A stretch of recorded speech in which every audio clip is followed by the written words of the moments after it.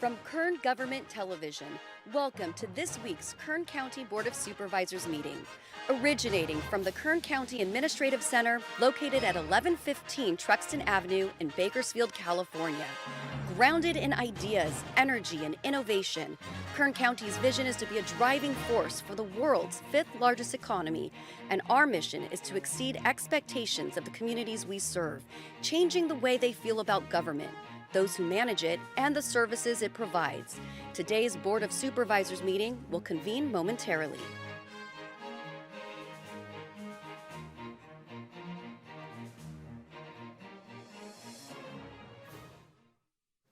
Board to reconvene. Madam Clerk, please call the roll.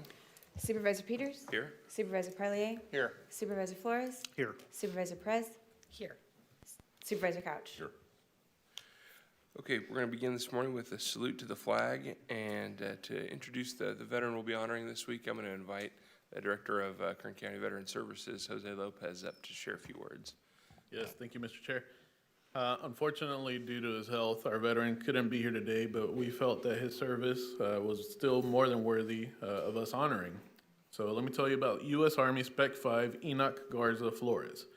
Born in Central Texas in a town called Belton and drafted at the young age of 20 in 1965, when the Vietnam War was kicking off and our soldiers were going into the unknown. Mr. Flores completed his basic combat training and advanced infantry training from October of 65 to December of 65. Mr. Flores would then make his way to Fort Lewis, Washington in February of 66, where he was designated his company's aide man. He was assigned to the 2nd of the 8th Infantry Battalion, 4th Infantry Division, known as the Panther Battalion. His unit would make their way to serve in the Central Highlands of Pleiku, Vietnam, against North Vietnamese Army by July of 66. But where others were taking lives, Mr. Flores was out there saving them. Some notable operations he participated in were the Paul Revere, Sam Houston, and Francis Marion. His awards and decorations include the National Defense Service Medal, the Vietnam Service Medal, Vietnam Campaign Medal, and the Combat Medic Badge. After studying business administration at Rio Hondo College in Whittier, California, he would eventually go on to retire as custody captain after a 24-year career in the California Department of Corrections and Rehabilitation. Some of his major accomplishments include being a recipient of the United States Marshal Service Peace Officer of the Year Award in 2001, recipient of the Medal of Valor from CDCR, the highest commendation in corrections, Certificate of Valor from California Attorney General Bill Lockyer, and recipient of the proclamation from California Highway Patrol Commissioner Spike Helmick for his heroic efforts in saving a United States Deputy Marshal in 2000, which falls in line with his service. But I would say that he is most proud of his 4 sons, Jeff, Stephen, Mark, and Santiago, and special recognition to his wife, Audrey, which is how I actually came to meet Mr. Flores. If nobody's noticed yet the striking resemblance, Mr. Flores is the father of Supervisor Jeff Flores. And Mr. Flores is a true patriot and a pillar of our community, and is a small token of our gratitude for his life of service. And because he couldn't be here today, I'd like to present him with a certificate of recognition on behalf of myself and the department for his life of service, and a thank you to gratitude. Yes, I'll present it to you, and you can take it to him, please. We can do it after the flag salute, if that's all right. Sure, that would be great. Thanks. All right. I'll invite everybody now to please stand, and after this flag salute, please remain standing for a moment of prayer, silence, or meditation, whichever you prefer. Salute. Pledge. I pledge allegiance to the flag of the United States of America and to the republic for which it stands, one nation, under God, indivisible, with liberty and justice for all.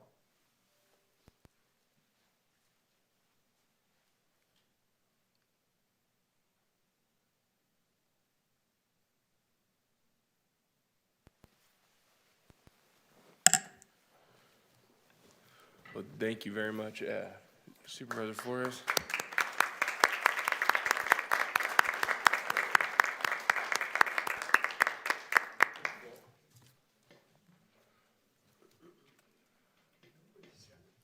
Thank you for sharing, Director Lopez. That's an incredible story, and we wish Mr. Flores a speedy recovery.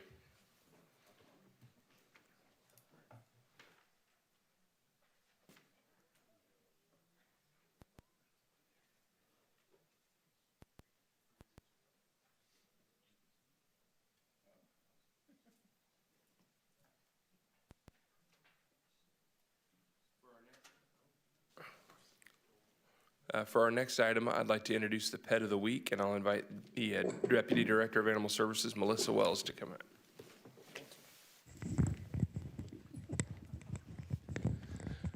Good morning. Who do we have here today? Good morning, Chairman Peters, members of the board. This is Teddy. Awesome, Teddy Ted. is a 4-year-old terrier mix of sorts. Cute little social guy. Loves playing with his kennel mates. And is just kind of the all-around perfect size and temperament for any that's given awesome. family. Yeah. I'm a big Teddy Roosevelt fan, so I don't know. Maybe that's a sign. There you go. Well, if my 2-year-old happens to be watching, not right now, buddy. Well, thank you for bringing him out, and Teddy, good luck finding a home. Thank you. It's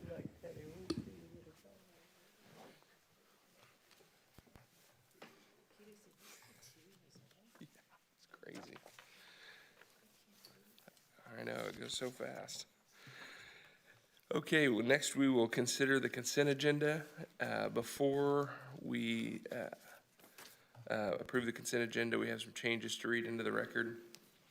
Items 12, 13, and 44 have been withdrawn from the agenda by the departments. And for items 27, 28, and 29, we need to add language authorizing the auditor controller to authorize the budgetary adjustments and accounting transactions. So that being said, the consent agenda that we will be considering includes items 1 through 4, as well as 7 and 8 on page 2. Items 9 through 11 and 14 through 16 on page 3. Items 17 through 24 on page 4. 25 through 30 on page 5. 31 through 37 on page 6. 38 through 40 on page 7. And, 38 through 40 on page 7, and then that's the consent agenda. Are there any members of the public that would like to speak regarding the consent agenda? Okay, no speakers on consent agenda. I'll bring it back to the board for discussion or motion. Motion on consent. Second.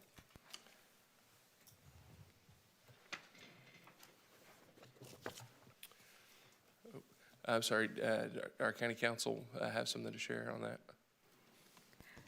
Not on that, I just want to make sure that we don't skip the report on actions taken in closed session. Oh, I apologize. I forgot to do that with the special meeting yesterday.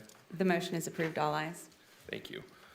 We'll come back to that, or that's a report on action taken in closed session from yesterday, August 10th, at our 9 a.m. meeting. Good morning. On Monday, August 10th, during the special meeting of the board of the Kern County Board of Supervisors, your board heard item number 1 in closed session, and there were no reportable actions taken. Okay, thank you. Next up, we have item number 5, and that's public presentations. This portion of the meeting is reserved for persons to address the board on any matter not on this agenda, but under the jurisdiction of the board. Board members may respond briefly to statements made or questions posed, ask questions for clarification, make referral to staff for factual information, or request that staff report back to the board at a later meeting. Board may also take action to direct staff to place a matter of business on a future agenda. Speakers are limited to 2 minutes, and we ask that you spell your name before making your presentation. First speaker is Jess Sanders. Thank you. Good morning, Good morning. Jesse, JessieSanders. Thank you all for hearing me this morning. I'm just going to bring up to your attention that Judicial Watch in Virginia removed 6,531 declared non-citizen registered from their voter rolls. 18 U.S.C. subsection 1015F makes it a crime to knowingly make false claims of citizenship in order to register to vote in any federal, state, or local election. 18 U.S.C. subsection 611 is a directly prohibits all on aliens voting in elections on a federal. So they come to it says it's disturbing beyond belief that there's 6,500 non-citizens registered there. And they go on to say that that's just the tip of the iceberg in Virginia. I just looked up some numbers on the web. California has 190,832 non-eligible voters on their rolls. So I'm hoping that when considering your new ROV, they'll be diligent on trying to work with at least Kern County rolls and not fall to the thumb of Sacramento and just ignore it. Thank you. Thank you. Next speaker, please. Next speaker, Dennis McLean.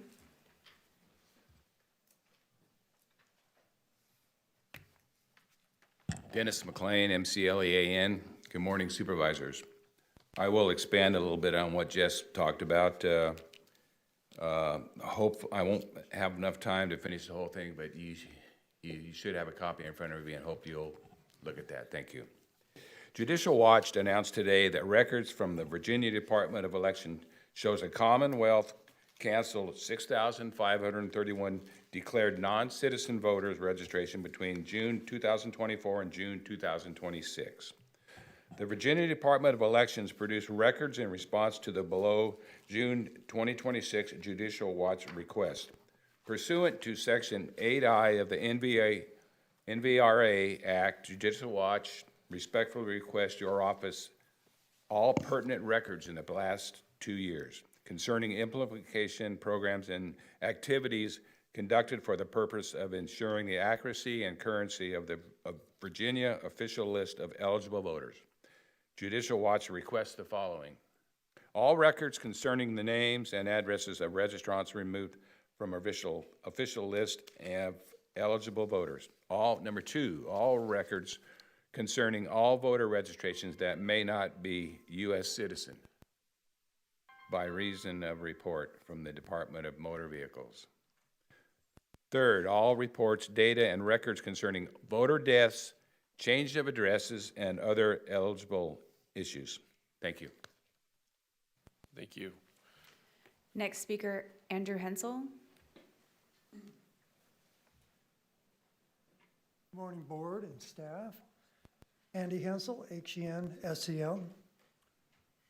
Some serious and interesting allegations have emerged from the following lawsuit, case number 826-CV01263, plaintiff Don Wagner and the American Independent Party versus defendant Shirley Weber, Secretary of State.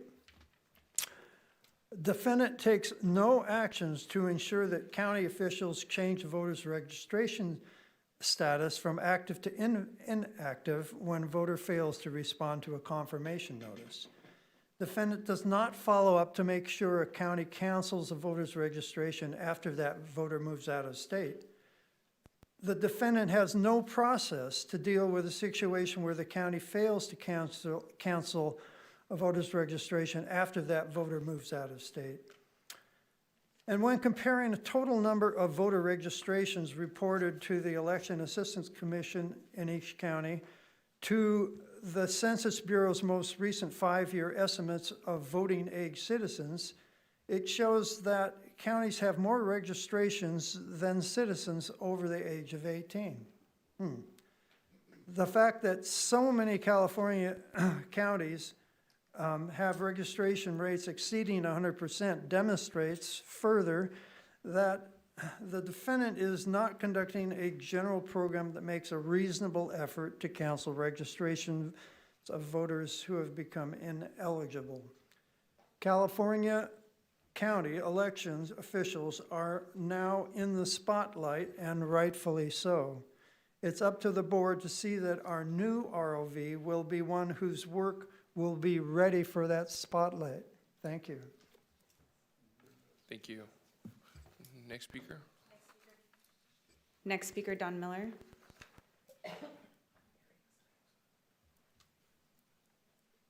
Morning, my name is Don Miller, M-I-L-L-E-R.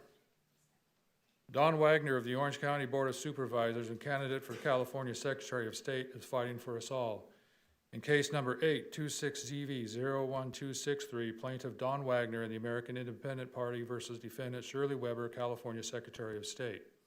In summary, Section 8 of the National Voter Registration Act provides that each state shall conduct a general program that makes a reasonable effort to remove from the official list of eligible voters the names of voters who have become ineligible by reason of death or change of residence. The lawsuit declares that the defendant does not maintain the required program to make these mandatory removals. Data certified to the Election Assistant Commission showed that 10 counties reported removing 0 change of resident registrations from 2022 through 24.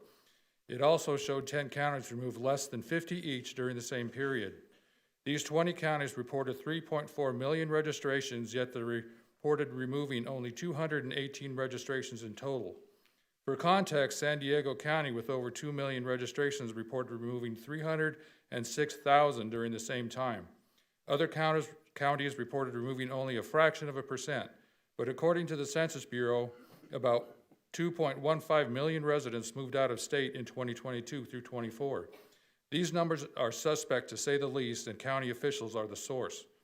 The defendant claims to have delegated all responsibility for critical steps under Section 8D1B to county officials, such as sending confirmation notices, tracking responses, inactivating registrants who do not respond, tracking when registrants are ineligible for removal or eligible for removal, and removing them from the voter roll. It is imperative in these times of partisan and irresponsible behavior in Sacramento, our ROV be of good character with integrity to keep our voter rolls clean and stand firm with full transparency in our elections. Thank you. Thank you. Next speaker, Russell Person.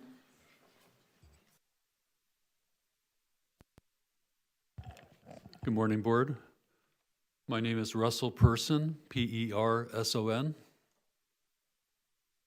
United States seeks to intervene in Judicial Watch lawsuit to force California to clean up 873,000 inactive voter registrations.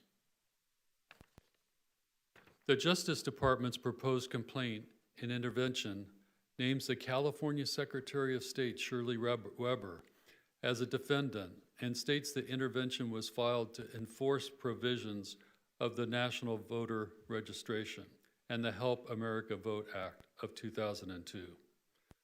Federal law requires most inactive voter registrations to be removed after 2 general federal elections. Judicial Watch's federal lawsuit alleges, based on admissions in prior Judicial Watch litigation, that 873,092 California voter registrations have remained continuously inactive for at least 3 federal elections, and some for much longer.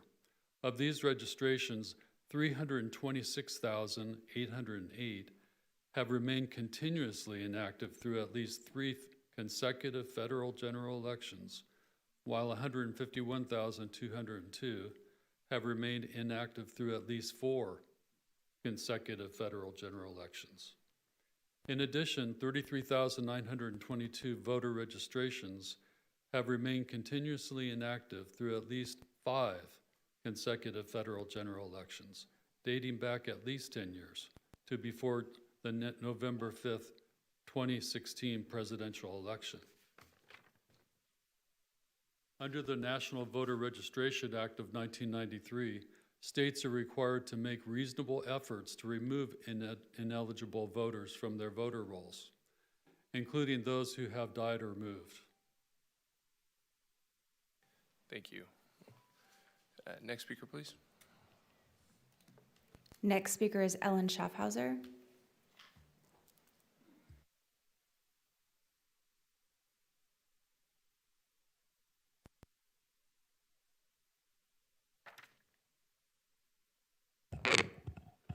Hello, can you hear me?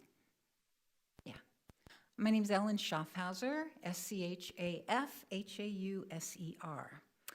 I'm here today to ask you to look at homeless prevention from a slightly different angle.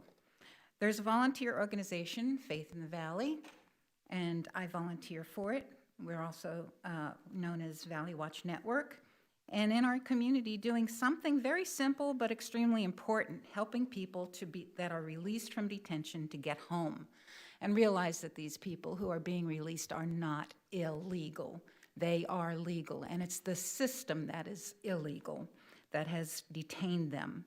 These individuals may be released with little or more than the clothes on their back, They may have no transportation, no money, no phone, no local support system, and no way to get to their family members who are willing to receive them. Without assistance, a person who actually has a home and family somewhere else, like Florida, New York, New Jersey, Idaho, all points of the United States, they can't get home. That is not merely an immigration issue. It is a homeless prevention issue. Kern County is already investing public resources in homelessness outreach, emergency shelter, rapid rehousing, and case management. In 2026, this board approved hundreds of thousands of dollars in agreements with nonprofit organizations that I understand providing these services, including $900,000 for street outreach through HHAPS funding. The county-owned Homeless Collaborative recognizes the goal of making homelessness rare, brief, and non-recurring. So what I'm asking, why wait until somebody becomes homeless? A relatively small investment in transportation, temporary lodging, communication, food, and family reunification can prevent someone from entering the homeless population. I realize I'm out of time, but I do have some solutions for it. So please, I'd like to send that to you, and maybe we can talk about it. Thank you. Thank you. Next speaker, Abigail Rodella.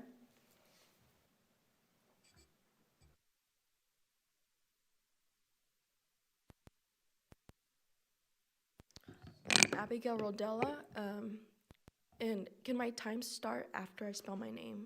I know that happened with the previous speakers.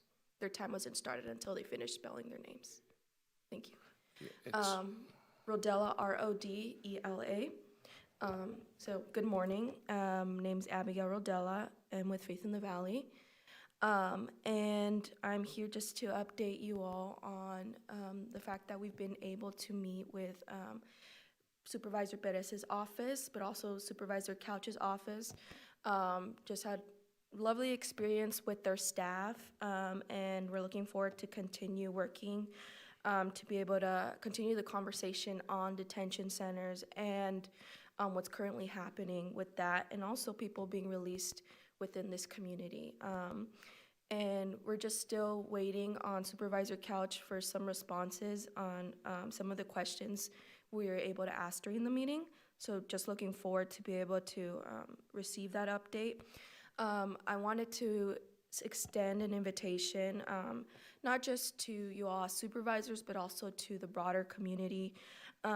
This Friday, Faith in the Valley is collaborating with the center on a mutual aid event in supporting community members.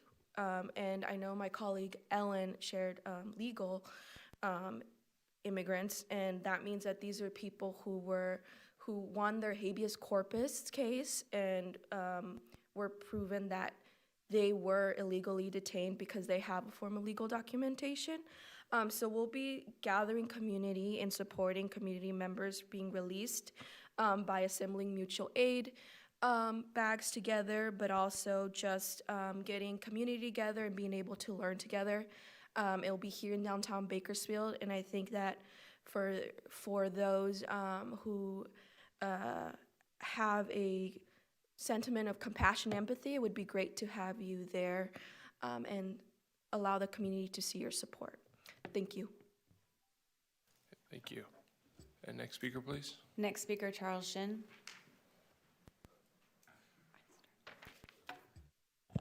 Good morning, Mr. Chairman. Good morning to the board members. God bless America. I am Charles Shinn, S-H-I-N-N. Concerned citizens encourage the Board of Supervisors' continued interaction with the public to establish best practices and oversight of our elections department. We continue to identify maintenance issues of Kern registrants and work in a beneficial relationship with the ROV. We recommend 2 supervisors act in oversight for elections department going forward. Example, we just missed the removal deadline window for maintenance before the general election on Section 8 removals on 5 August. Our focus for the Citizens Committee and ROV is to establish election integrity, trust, and participation, to review registration compliance, to meet federal standards, which we do not. Kern still has 24% who fail to provide a proper date of birth or are missing a place of birth, which is a requirement. Both are essential to verify an individual's identity. Additionally, it is essential to qualify citizenship. These 2 points fail needed standards for even basic identification, much less a need to vote. Election staff should be trained and dedicated to working on maintenance and compliance with the NVRA. Voter rolls must be maintained continuously. Any additions or removals of current voters should be posted on the website as easy-to-read weekly or monthly updates. The new ROV should write or invite the public to review new updates to procedures, testing, and additional observation areas available for citizen oversight in future elections. The new ROV should work with DHS and DOJ to remove unqualified registrants. This should be embraced to eliminate DOJ legal action. Thank you. Thank you.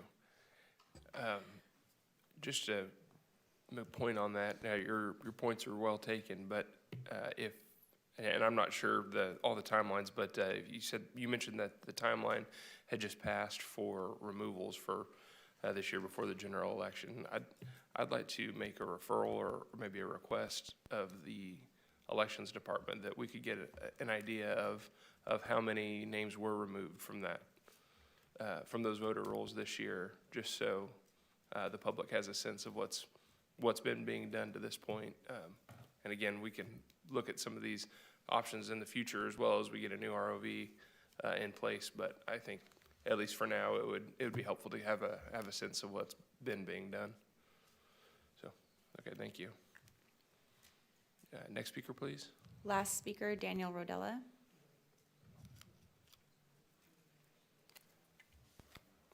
Good morning, Daniel Rodella, District 2, 93268.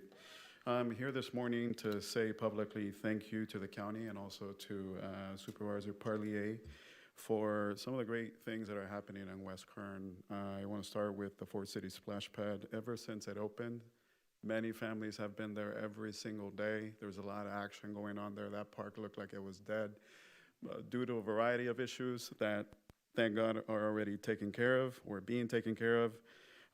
It's great to see families there enjoying their time together. Families are sacred. Park cleanups happening at Fort City Park and Valley Acres Park, thanks to some of the work that we're doing in collaboration with the county as well in adopting the park. The parks look great. The grass looks greener, Chris, so happy to see that. A food distribution is going to happen August 27th at the park in collaboration with CAPK BHC. We sent you an invite. I know you're busy. Hopefully you can make it. We sent it over to Paul. It's going to be at 9 a.m. there at the park, and we're rallying up community to volunteer. And that just speaks of the solidarity and the ownership that community members take pride in West Kern, specifically Taft, Fort City, and the surrounding areas. Happy to also say that in speaking with Paul, due to some community concerns in Valley Acres regarding some illegal dumping, we were able to get some rapid cleanup crews to go up there. We partnered in kind of GPSing it so they knew where to go. So took a stroll there with the dogs the other day, and it looks great. So just happy to see that. And the continued investment in West Kern, these are definitely public health issues that have an impact on community well-being, safety, and health outcomes. And so just happy to be in collaboration, Chris, and hopefully we can continue to build that relationship. Thank you. Thank you. Supervisor Parlier? Don't run off, Daniel. So I want to thank you so much for coming and just highlighting those things. The splash pad has just been great for the community. Valley Acres, I went out there with Paul. When you mentioned Paul, Paul's on my team. And we drove around looking for that illegal dump site, and I'm glad we were able to finally get it pinpointed. We have the pickleball court and other improvements going on at Valley Acres. That's great. And this just shows the partnership between Faith in the Valley, my team, and look, my wife Debbie and I, we've been married for a long time, and one of the successes of our marriage is we don't agree all the time, but we agree not to push each other's buttons on, hot topics too. But if we agree on the things we can move forward on, and that's exactly what we're doing with you on the west side. Thank you so much. Thanks, Chris. All right, thank you. Any other speakers? Okay, seeing none, that brings.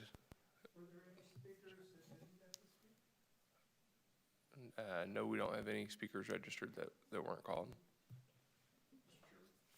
Supervisor Couch? I think his question is prompted by the fact that he didn't get to speak at the last meeting, even though he registered. So I just want to let the clerk know that, I don't know how we want to handle that. If people register, but they do what they're supposed to do, but it doesn't register in our system, maybe we could ask when we're done with all the people that are registered, is there anybody else here that would like to speak? Even if you haven't registered. I want to pose that question because I know our policy currently is you have to register if you're going to walk to the microphone and speak. Is that right? So what do we do with? I guess I'm going to just ask the question, and we can talk about it later. What happens if they register, but it doesn't register? If that makes any sense. Thanks. Okay. Well, just. In the meantime, we'll sort that out. But is there anybody that registered that was not called up to speak? Okay, I'm not seeing any. So, okay, that'll take us to our next item on the agenda, and that's item number 6, and that's board member announcements and reports. Are there any reports from the board? Okay, not seeing any. That takes us to the conclusion of our AM meeting, and we will now entertain a motion to adjourn to consider items 41, 42, 43, as well as item 45 in closed session. Motion adjourned. Thank you. Without objection, we're adjourned.